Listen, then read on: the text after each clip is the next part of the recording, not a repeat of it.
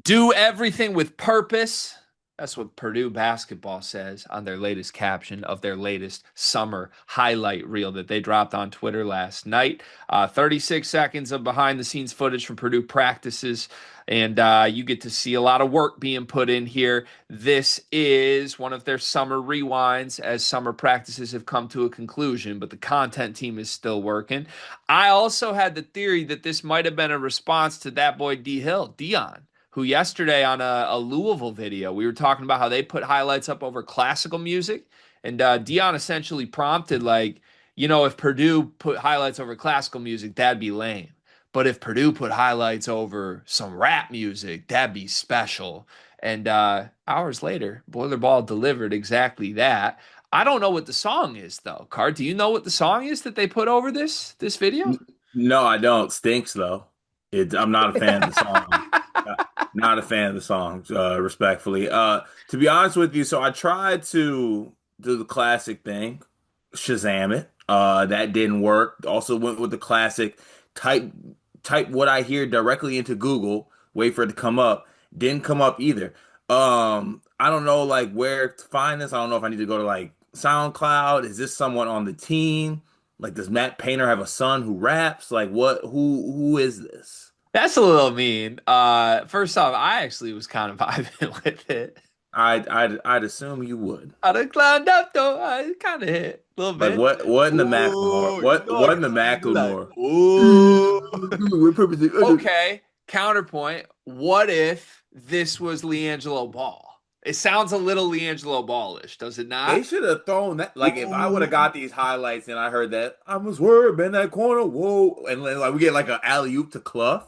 I mean, the whoa, whoa, whoa was basically in this song. Ooh, that was a little Leangelo. I'm just saying. It might have been Antoine West. You could convince me that was Antoine West SoundCloud, and it would make sense. So I'm monitoring that situation. It would be fun if Purdue had a musician on the basketball team, would it not?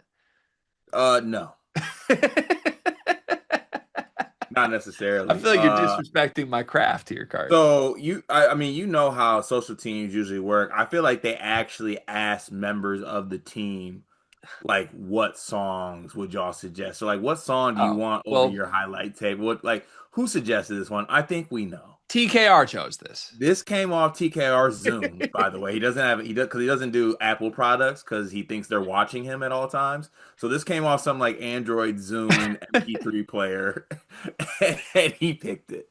Counterpoint, I bet you if we asked Purdue, like, what music do you listen to player by player, I bet you TKR's answer would be, I don't really listen to music. So it might not have, this might be Antoine West or one of the freshmen. He go, what do you listen to? I just like listen to brown noise. Can we talk the basketball footage of this? There Yeah, I guess were it's time. 36 seconds of clips. Many of these were quickly spliced together. There's not full scrimmage footage or anything in this, but there are some moments. There are a few different moments that I jotted down that I wanted to get your thoughts on. So, what moments stood out to you from Purdue's latest highlight reel? Well, I think the big standout, and I feel like you're gonna say the same thing, is that now Purdue has lob threats, and they did not have those the past Mhm. couple of years. Like you get a lob to Jacobson. I believe there was one to Clough too in this as well. Just having that lob threat, I think, is gonna make this team so dangerous with the spacing that they can have too. Also, shout out to my dog TKR. He hit a little left, right, little finish off the. I like that little Euro step move he had going on in this one, but yeah, no, I think the one of the big takeaways for me was that Purdue has a lob threat now instead of uh, the oncologist they had last season. Lot of Daniel Jacobson in this video. He caught a lob, and I believe, well, who was that lob on? Clough was in the general vicinity. It was over Jack Benter. Jack Benter was trying to chase it down from behind, and that's probably the last time Jack Benter should ever try and chase something down from behind again. Otherwise, he will be the victim of many posters throughout his Purdue career. But Daniel Jacobson, really, really, I mean, you're right. It was just something the team didn't have last year, a lob threat finisher, and Jacobson, given his frame and how tall he is, he's the best lob threat finisher on this team, even more so than Oscar Clough. So thought that was good to see. Then moments later, Daniel Jacobson stepped out and hit a three. Kind of showed you the versatility of what this kid could be, right? I know it wasn't the strongest summer for Jacobson. He wasn't exactly a star at the FIBA World Cup Team USA event. A lot of reports coming out of that he didn't look fully healthy and, kind of got relegated to a limited role off the bench. But God, the promise of Daniel Jacobson is still pretty unique in the college basketball big picture, right? How many teams have a 7'3" dude off the bench that can catch lobs like that and step out and hit threes? Well, I think that's part of what makes Purdue so dangerous. Obviously, they're good. Like we're not going to do the whole like every single thing we get on. Like Purdue is, if not preseason number one, preseason 1B team, right? The reason that is because even if let's say Jacobson is the biggest flop of all time, which he's not going to be, by the way. But I'm just saying, worst case outcome, he never puts it together this year. He doesn't give you anything. You still have Oscar Clough. That's just, and you know what he is. You know what he's going to do. He's not going to shrink. He's not going to get smaller in stature. He's going to be the size that he is. He's going to rebound really well, and he's going to love being a part of the Purdue family. Like that's the safest floor center that you can have. And then Jacobson just gives you this like possibly potential, just like 7 foot stretch the floor, also block everything at the rim guy.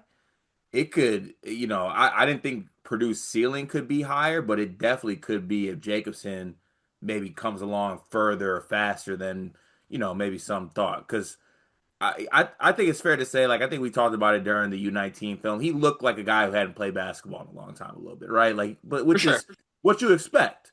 But as fast as he comes along, that could mean even scarier hours for this Purdue team. Yeah, it's the thing. Rust is the word, right? But some guys need a year to shake the rust off. Daniel Jacobson might need like a month. The rust might already be off. We can't really tell. We're not going to know until games get here. But I don't know. It's a reminder. I do think the needle moved south for Jacobson. Like coming into the summer, I think my thought at least was like the best version of Purdue is he's better than Clough. And then you see Clough and he just looks like he hunts grizzly bears and he's such a high floor player and such a grown man that it's hard not to envision him on a team that plans to win a national championship. Like you bring in Oscar Clough, you plan to start him. He's such a productive player. But then yeah, I don't know. For the first time, it's gonna be it come down to Jacobson earning it, right? Jacobson's not just gonna be given a starting role or given minutes when you have Oscar Clough on the team. Now he's got to go out and show that he's worthy of it, for better for worse. And I think this is the first thing I've seen this summer, respectfully to what he did at the FIBA World Cup, or maybe more accurately, what he didn't do at the FIBA World Cup. This is the first moment of the summer where I'm reminded, oh shit, that's gonna be one of the best bigs in the country one day, and maybe it's even this year and we don't even know it. The other thing I liked about this video, so all the returnees kind of got a moment where they're just doing what they do. Did you catch that? Like nothing new from any of the returnees other than Fletcher Lawyer lifting a weight for the first time I've ever seen.